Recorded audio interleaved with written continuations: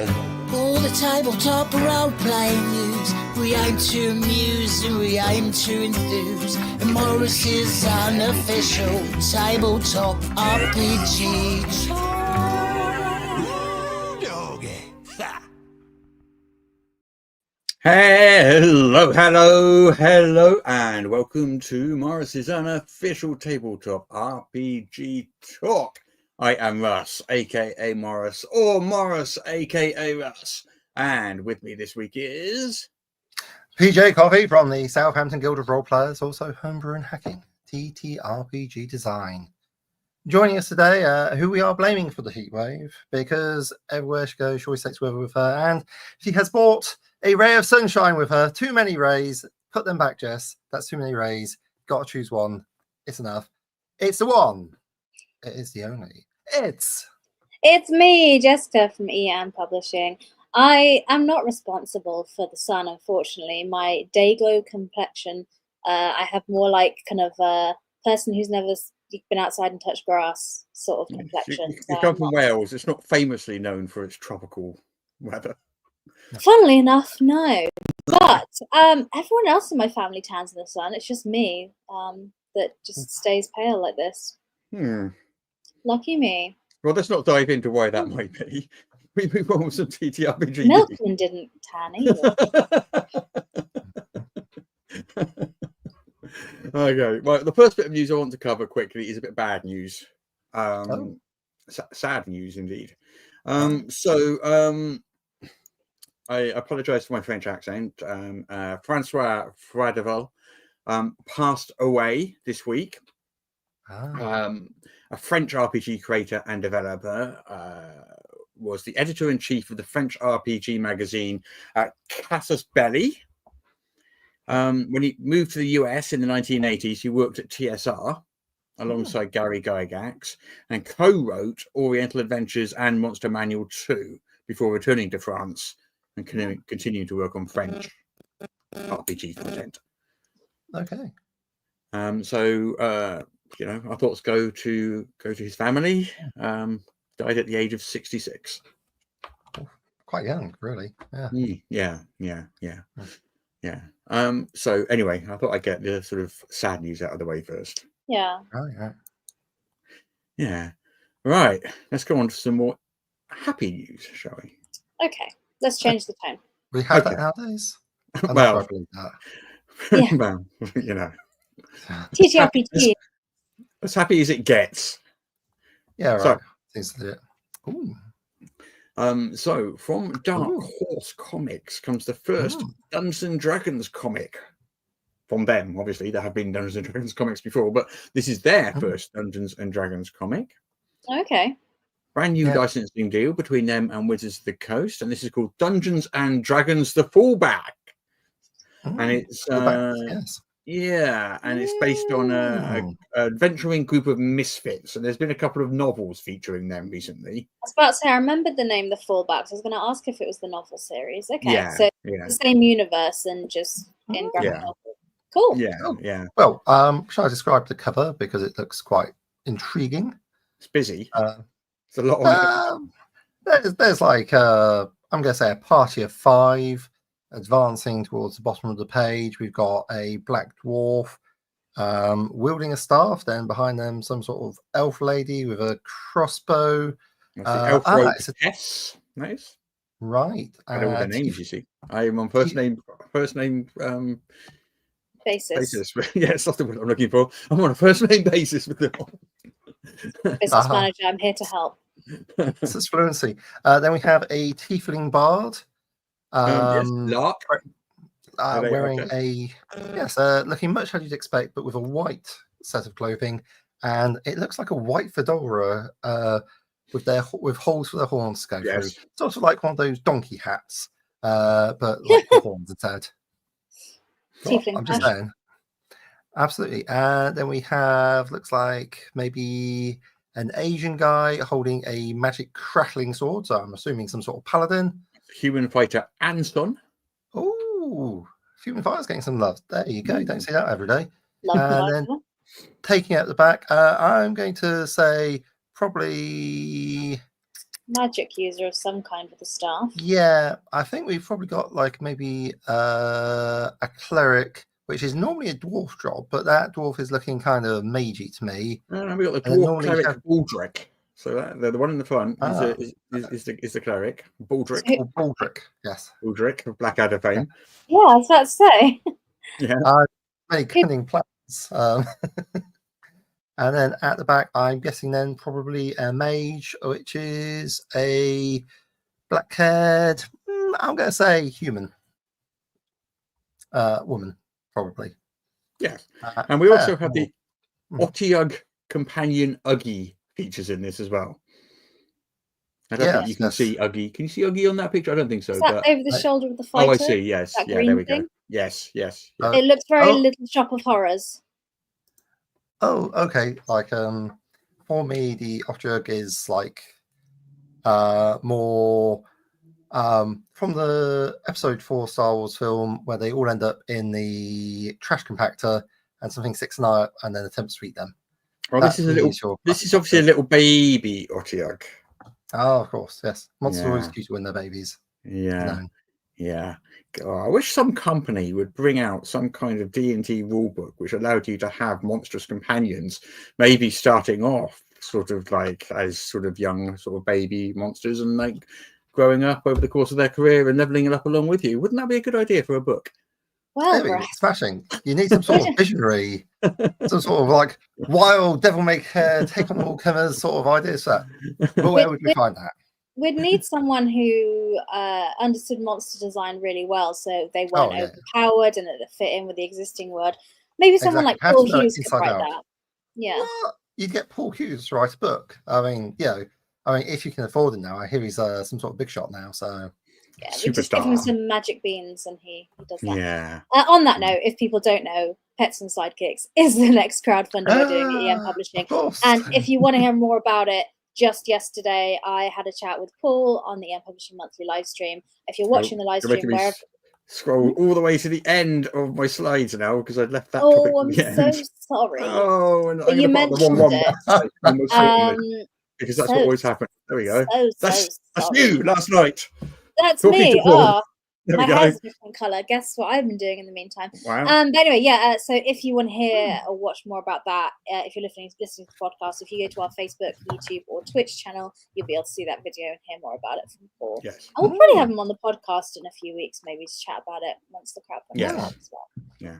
But anyway, right. That is Pets and Sidekicks. But sorry, I ruined your plan and your flow for the podcast for us.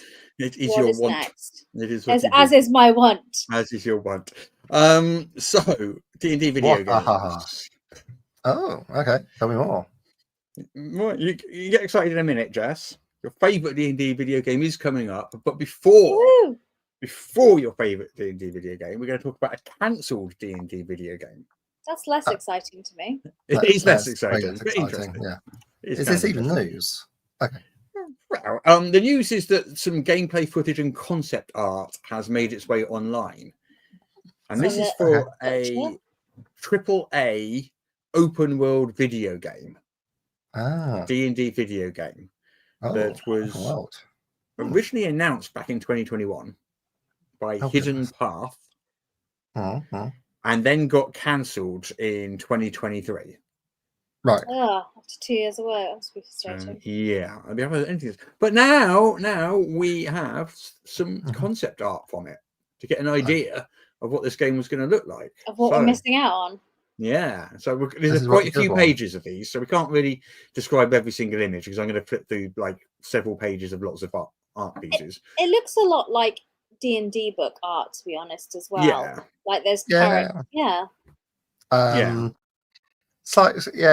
D&D book art, but there's a lot more use of, I guess I'd call it soft lighting to sort of blur the backgrounds. So you don't really have like a particular focus on anything. Yeah. So here we've got a charming one with like there's a little pub scene. It looks like where there's a bunch of ladies sat at a table with candles and fruit. And that looks like Tiamat in the bottom right corner image there. Very different vibes between those two images, Tiamat and a pub brunch. Yeah. I don't see a 5-headed dragon anywhere on the screen. I think I can see 3 heads. I think. It's slightly blurry, but I think there's a big central head there and one on each side. Is there not? I'm not seeing it, but the great Well, thing about okay. art is that people interpret it and take different things from it, Russ. Well, there's definitely 5 heads on this one on the next page. Yeah, that one definitely. I'll give you. That's less interpretive and more actually a picture of Tiamat. Fair enough. Yeah. I mean, this mean, looks like it would be a really cool game. It's a shame it will not exist any further. Yeah. There was actually some footage of it. Ooh. I could, if I can remember how to do this, I could try and show you some of that footage. Yeah. Do you want me to This talk is you through?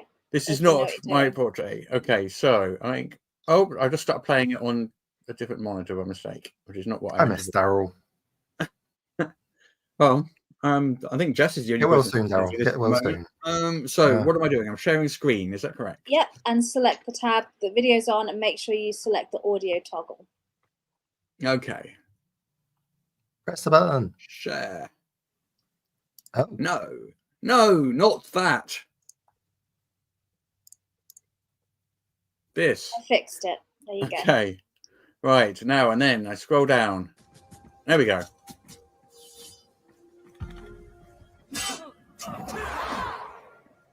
So that's sort of what it looks like. As you can see, from behind, you can see a man running around with a bit of sword and a shield chopping people. Yeah. It looks very like Baldur's Gate, but it's not turn-based combat. It's like over the shoulder, classic live action. Yes, the scenery looks very much like the Forgotten Realms as interpreted by Baldur's Gate 3, like the grass, the lighting, the random pillars of rock sticking about the place. Does that match your understanding as well, Jess? Is that what you're talking about? Like yeah. The in terms atmosphere. of the world, the graphics, the atmosphere looks very. It looks like obviously I don't play that many video games, but that Jedi Survivor series of video games, it's very similar to that, just a fantasy version of. To me, I would have been interested in playing that. So this is a bit where some people sing. So you sneak up on some singing people. To bring back the morning light. I fight, we fight. Anyway, that's nice. What a bop! You want to hear some more of it? Yeah. You're enjoying that, were you? Yeah, I love a good bit of bard song. When we drive away the night, a magic leaves their Is this fun? All right, it's enough of that. It's enough of that. Okay. If you want more, there's a link in the show notes. You can listen to it all. I know I'm doing after the podcast. Yeah, it's very fair interpretation of folk music. Like, it's fine. Yeah. Oh, so this says Baldur's Gate 3. Yes. And that's the next news item. The next news item is that Ed Greenwood, who created the Forgotten Realms, has been playing Baldur's Gate 3. Is that Ed Greenwood? That is Ed Greenwood. He looks like a wizard. He does look quite like a wizard. I didn't really expect it to be Ed Greenwood, but when I look at it and think, is this the sort of person that looks like they would tell me what drow breast milk tastes like? I'd have to say, yes, it is. So, yes. What? Have you not seen that tweet? So you don't know what you're talking about. Please give context to what you just said, PJ. Like somebody asked him, what does drow breast milk taste like? And he gave a detailed answer. And I'm like, okay. Yeah. Okay. Like that is the context. It's like, he might just gone off on one. What I think to be the one thing that Peter remembers you for? It's quite a memorable thing. Like, also created the Forgotten Realms. Books. Yeah. Created the Forgotten Realms, including Baldur's Gate. Well, you see, I forgot about the Forgotten Realms. That's a problem there. Well, that is a problem, isn't it? Yeah, they're distinctly unmemorable by definition, I guess. But anyway. He's been playing online. So he hasn't been playing it himself. He's been playing it. So he's got someone with him who's playing it, and he's telling that person what to do. Essentially. Okay. So he's basically being a backseat driver. Yeah, something to do with his computer not being up to it, or something like that. I think was the was Oh, the fair thing. enough. So Yeah, this no, is this fair is enough. that this is them actually playing it. So you can see it's basically a shot from Baldur's Gate and a window with got each it. with him in one window and the person who's actually doing the playing in another. Got it. Yeah. I mean, Looks like he's playing a Githyanki. Nice. Possibly. I'm not going to correct Jess on what someone's playing in Baldur's Gate 3. That seems like the path of error for us. I'm just throwing it out there. Yeah. Just in the bottom left-hand corner, the two icons is in the beach scene at the beginning. So the party is Shadowheart and your Tav, and that looks like a Githyanki to me. There you go, Russ. There you go. That's why we've got an expert on that. Well, there's two videos. Wizard or sorcerer or something. But anyway. I mean, we could find out very easily. Oh yeah. If you want to know, I mean, these often you don't have to guess these things. You can just look and find out. If you like. Well, I was looking and finding out by the screenshot you shared, but yeah. Okay. If you want to give us information as opposed to just engaging in speculation, I suppose you could. What sort of news? Not on this podcast. We're not here for news and facts. We're here for baseless speculation. That is the best kind of speculation. That's true. Yeah. But anyway, sorry. You know what? Yes, it is the answer to your question. Yeah. Who'd have thought Jess knows her Baldur's Gate? Yeah. Like a picture of a character from behind and just like, Githyanki Wizard. It's like, okay. Can you see the pointy ears from this angle? I know. I said, in fairness, the character portrait on the left. Yeah. Because from behind, that could be many different species. The character portraits the little faces that appear underneath Ed's face. Fair enough. Anyway, there's two videos so far. One is character creation, and the second one is as they start playing through Baldur's Gate 3. I don't know how far they're going to go through the game, but there are two YouTube videos so far, which you can watch should you wish to do so. I also play through Baldur's Gate should you wish to watch every Wednesday. I know. And, I am aware. I blew up a factory this week. That's fun. Which one? But it's good fun. Wait. What sort of game, factory? right? Yeah. Of course. Yes. We're not reliving Fight Club here. No. Yeah, sure. Yeah. So let's move on. So let's move on from Baldur's Gate. Alas. Oh, we've got some more bad news if we're going by the order that's on here. Yeah. Oh, what's Hasbro done this week? Gosh. We haven't had one of those for a while. Well. Has it done something racist? No. Well, possibly, but not that I know of. Okay. Has it sent? Well, I'm not telling you that it definitely hasn't, but I'm not aware of. That's not what this news item is about. Right. Okay. Has it sent armed thugs around someone's house? Again, I'm not saying for certain that they haven't, but I'm not aware of this. Has it sacked a whole bunch of people? Yes. Oh. Christmas came early at Hasbro this year. Yeah. Yay. It has laid off 3% of its global workforce. Project Operational Excellence continues as laid out for us. So this is a mix of voluntary departures and layoffs. And they're saying that this particular round of layoffs is tariff related. That's what they're saying.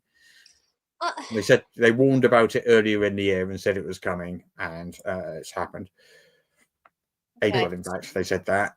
But as we know, their plan. Well, as we know, in 2023 they cut like nearly 2,000 people. Yeah. So they laid it out. It's on their website that they said they were going to do it. They've been doing it, and they've been reporting the cost savings every time there's a bunch of layoffs. I mean, it's just whatever excuse happens to be in the news at the time. Like, what was it last year? It was like toy sales were down. Now it's tariffs. I was like, sure.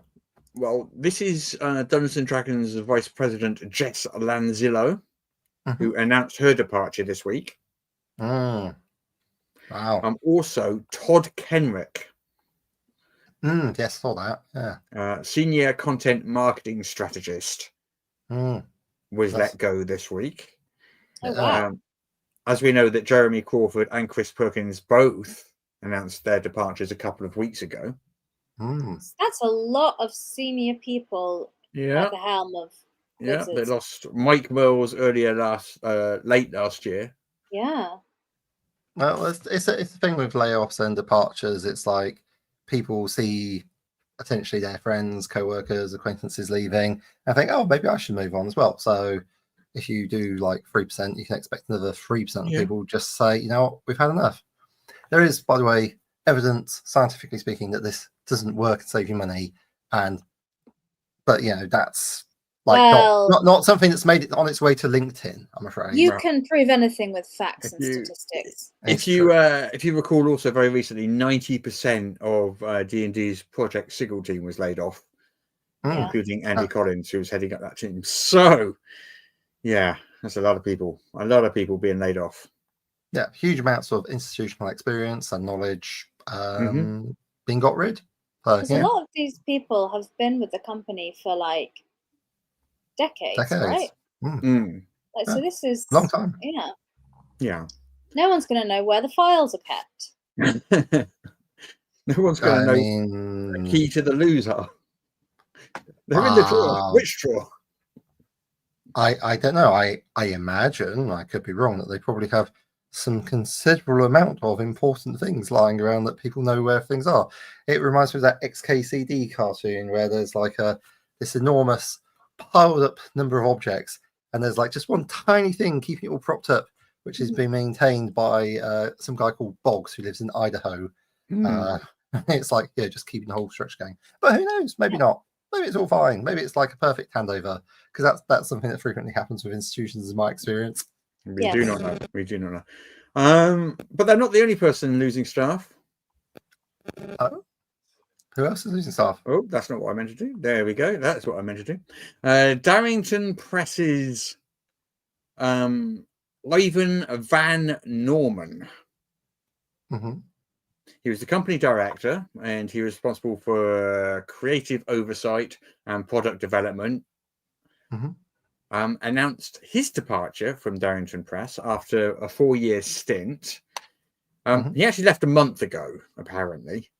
But they've only just announced it. Right. I don't, I think he put out a statement, the usual sort of, I'm no longer working a critical role. I'm really grateful for my time. Wish everyone all the best, blah, blah, all that, the usual thing that people say in these situations. But he's now moving to focus on a company that he started 15 years ago called Hunters Entertainment.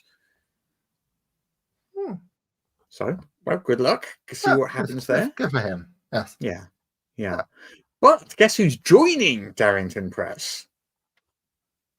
Well, podcast listeners can see. Yes. Well, podcast viewers can see. Podcast listeners will need us to say that we have like a group pick, which looks to me and my uneducated eye like cast a Critical Role, is it? And Jeremy Crawford and name's gone completely out of my head. Chris Perkins. We were literally just talking about him. And it's like, yes. Oh yes, I know who that is. Oh no, I don't. Yeah. So Chris Perkins is their new creative director, and Jeremy Crawford is their new game director. Basically, the similar roles to what they had at Wizards of the Coast. Interesting. Yeah. Now, this is announced by the LA Times. Wow. So quite big news. Apparently, they were approached by Critical Role shortly after they announced their departure from Wizards. I imagine. So you reckon they were poached? They weren't poached, but they were snapped up, as it were. I think so. Yeah, that's what it sounds like. Yeah, I don't know what they've got in plan. I mean, Darrington Press has recently launched Daggerheart, like very, very recently, which at the moment is, kind of the zeitgeist game at the moment that people are talking about a lot. Be interesting to see whether it's got legs, but yeah. I mean, lots of people are saying that Daggerheart is going to be a D&D killer and stuff like that. It's not. Of course it's not. And it doesn't need to be, and that's not ever going, that's not going to be its aim. It can be an amazing commercial success. It can do fantastic work. It can be critically acclaimed. Yeah, exactly. And I mean, maybe it'll kill D&D, but that's not the way to bet, because one has a $1 billion corporation throwing money at it, and the other is Critical Role, Darrington A Press. smaller corporation. Throwing Yeah, it. I mean, Yeah. my feeling is Dagger Heart and Darrington Press, and I don't know the exact size of these companies or what their company turnovers look like, but in my mind, like Darrington Press is kind of like Chaosium or Modifius or Paizo, that sort of size. Yeah. In my mind. Yeah. Like if I have people come to my club and say, "Oh yeah, I heard that there was the possibility of getting a game with Dagger Heart here," then I'll be like, "Okay, maybe there's something to it." Until they stop asking for D&D by name, maybe less so. I think it's one of those things where it's just going to be used to mean any TTRPG as it has for a long time. People who aren't into RPGs yet are only going to know the word D&D. They're not going to know any other role-playing game. It's the gateway drug. Yeah. Basically. Well, talking of other role-playing games, guess what it is tomorrow? Saturday. It is Saturday. Yes. It's also Free RPG Day. Oh, yeah. Saturday, 21st of June. That's North American Free RPG Day. I think we have it a different day over here, I believe. In the UK, Which very few people notice, but I like to observe it. Yeah. Okay. Okay. There's a big I've got a list here as long as your arm of stuff that's going to be available on Free RPG Day, which you can grab for free. I'm not going to read through that list because it's really long, but there will be a link in the show notes, and there's a whole load of stuff. Either you can pick up at a local game store, like physical stuff in North America, that if they're participating in Free RPG Day, or you can just go online and grab it. A lot of these people have like put it on their websites or on Drive-Thru RPG. And these are people like Chaosium and Green Running and Free League, some good, decent stuff which you can grab for free. Nice. Yeah. One thing that is coming out is for Free RPG Day is something from Paizo. Are you ready, Jess? Brace yourself. Okay. Is it very cute? You are sitting down. I am. I'm seated. It's hard to tell. I know. Here we go. Oh, you might have overhyped it. Oh, sorry. Considerably though. Well, still, it's a nice piece of art. What we're seeing is It's a humanoid cat. It's a cat with sunglasses. A cockroach. And a cockroach. Yeah. Wearing with a hologram. A holographic Stetson is the best way I would describe it. Yeah. And they're looking at, looks like schematics for some sort of rocket launching gun and apparently a hat as well. Yeah. I mean, sorry, it I is don't know why hat needs schematics.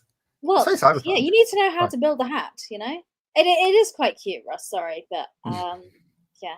It's no Captain, what's it called? Captain Concierge. Yeah. Oh. Well, these are the two products that Paizo are putting out for free on RPG Day, Free RPG Day. First is a Starfinder adventure, The Battle for Nova Rush, and you start off as prisoners of a space pirate captain. Cool. Space pirates. I mean, that's fun. Yep. And the other one is called The Scourge of Sheerleaf, which is a Pathfinder adventure. Yeah. And this is a level 10 adventure. Oh, okay, cool. So you jump in at level 10, and you play as one of 4 dragon-blooded heroes. Dragon-blooded heroes. Dragon-blooded heroes. I'm having a flashback to Exalted there, where dragon-blooded heroes would mean probably something quite different.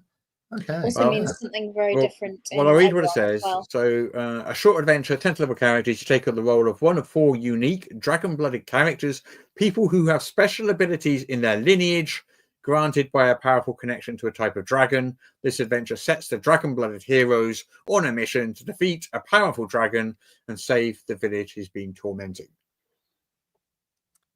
Yeah. Cool. I mean, the cover art's quite interesting. The Starfinder one has the humanoid cat with, I forgot to mention, the red goggles on, shooting at a purple humanoid with, looks like dreadlocks. It's red sunglasses. And the reason he's wearing red sunglasses is because I have set the trend, and I have red sunglasses. And you and also have them. The Starfinder cat is copying me. For listeners at home, Russ has decided to take some fashion tips from Bono and is now wearing a pair of blue red shirt sunglasses. and They're apparently sunglasses. very good for driving. Red Okay. sunglasses are great for driving. Because you're Good to inside your know. car and no one can see you. And green sunglasses are good for something else, and black ones are good for something else. I can't remember what. Well, Anyway, red are good for driving. It's like different types of dragons. They just have different, abilities. Definitely. yes. Yeah. And that's I don't know. The Pathfinder dragon looks a bit weird to me. I'm not Like sure it. it is a dragon, is it? I mean, Well, I assume so. If the thing's they have about a wings, dragon. actually. it's got sort of like dragon, what I would call dragon-esque attributes in that it's hexapodal in form. I mean, No, given you're that the right. adventure description was a party of 4 heroes go to defeat a dragon terrorizing a village, I'm going to guess that is a dragon. That's a really good guess given the context of that. Yes. It's fair. Yeah. I mean, it does look a bit more kimono dragon with its like the way its legs are on its body. As I was describing visually, so the podcast listeners will enjoy that, obviously. You know what? It reminds me of Thembertrod from Honor Amongst Thieves, like the big chubby dragon that went chasing after them. This one is black rather than red. Yeah. Oh, that was a fun day out we had, wasn't it? That was a good day. Yeah. So yeah, this dragon's been at the pies, and why not? I mean, sign of a successful, happy dragon. Yes, For every size. It's driving. indeed. Yeah. Right. Oh, they look like good adventures for free RPG Day. Yeah. I guess if you play Pathfinder or Starfinder, Yeah. worth picking up. If you're in North America, check and see if your friendly local game store is participating in free RPG Day, and if so, pop along.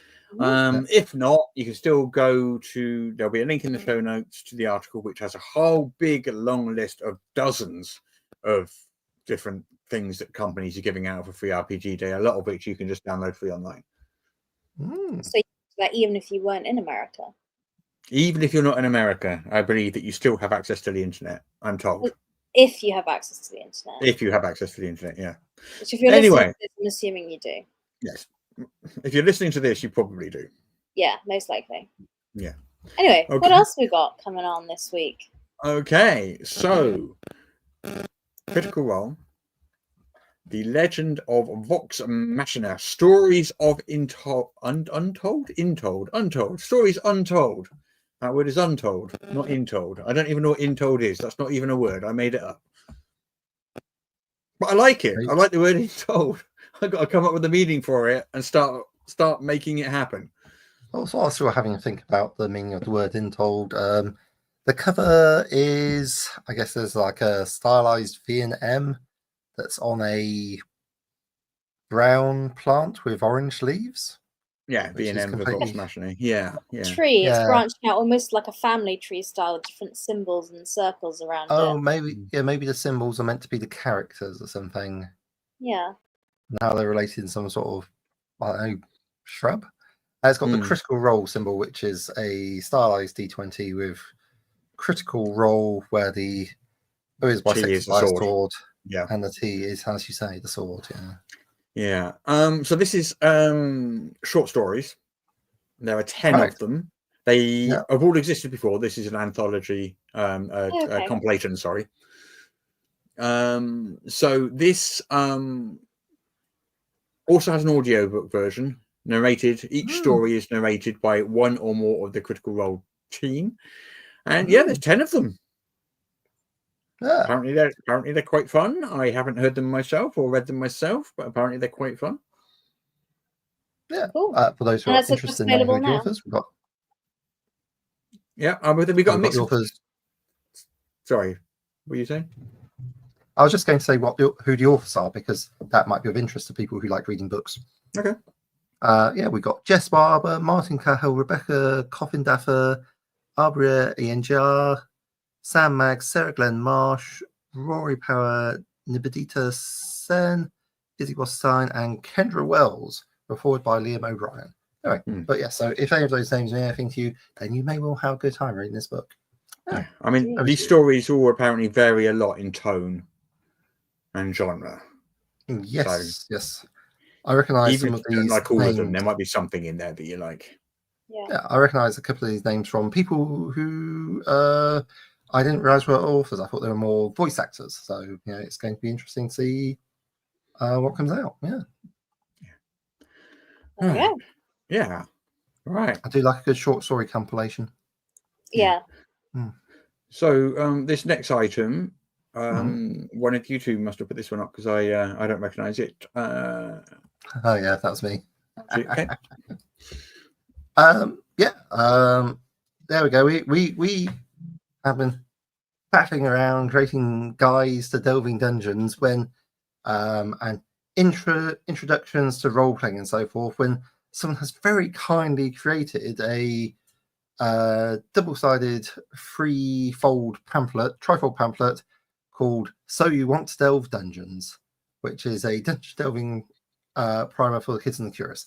It's a free download off itch.io, and it educates you on the ins and outs of dungeon crawling in the form of a discussion between Skylar the Brave and Demi the Demi-Lich. Okay. Yeah. And I thought it was funny. I Fair still enough. do. Yeah. And you quite can grab that free from itch.io. Yes. Von Skulltaker, I think, is the name. On skulltaker.itch.io/so you want to delve dungeons. Yeah, we'll have a link in the show notes. Yeah. As I thought it was very cute and quite funny. But okay, let's go. Yeah. We're pretty much coming to the end of the news now. We got a couple of announcements of our own, but other than that, unless anyone's got any news that I have missed. No, I think that's all the news items. I mean, I think the big news this week was obviously all the staff movings around from D&D and Darrington Press. And I've seen a lot of people talking about it online. Like, I think some people had kind of an underdog idea about Darrington Press. They're like, yeah, they've managed to poach the big players. Like, it's, you know, I don't know much about sports, but from some people are doing the analogy of like football teams when they buy players and move them around and things. But I don't know. I didn't have a lot to say about it, and I didn't have a lot of. I was like, okay, that makes sense. They had planned to leave Wizards. When Darrington heard they got reached out to hire them, and I kind of didn't have a lot more thoughts on it beyond that. But I don't know. Is that just me, or do you two have any other? Not especially. I mean, they've certainly got experience and expertise, which I'm sure Darrington Press will benefit from because they've, you know, been at the senior management level of a large role-playing game company. They, you know, they'll have experience about team management and so forth, which would be very useful if Darrington Press is planning on growing and developing their teams, because that is where companies can fall over. Like in that transit is a difficult transition going from a small team to like a maybe a bigger team, and having a bit of institutional experience and knowledge can be helpful for that. Yeah, and of course Asmodee has Mike Mills now, and of course he's you know got an awful lot of experience heading up a major tabletop role-playing brand as well. So if Asmodee really wanted to sort of really start pushing their RPG content forward, that is probably a good choice. Yeah, I mean they're around. The name recognition adds prestige to your brand. There you go. And I'm sure they have their fans as well. Yeah. Right. So here we go. Insider Magazine issue number 3 came out, and this one is all about fighters. So there's an adventure in there for 3rd level characters called Fight the Good Fight. Yeah. There's a dozen new feats for fighters. And there's 10 original NPCs, including gladiators and goblins and giants and generals and even a couple of deities of battle. Oh my. Lots and lots of stuff. Yeah, it's a nice cover. Yeah. And you can go to the Patreon account to get the digital or the physical version of that. Yes, you can get either the PDF by subscribing at Patreon, or you can subscribe to the actual physical magazine, and Jess will actually send it to you out. Yeah. To your house or other nominated shipping address. Well, to the address you give us. Yes.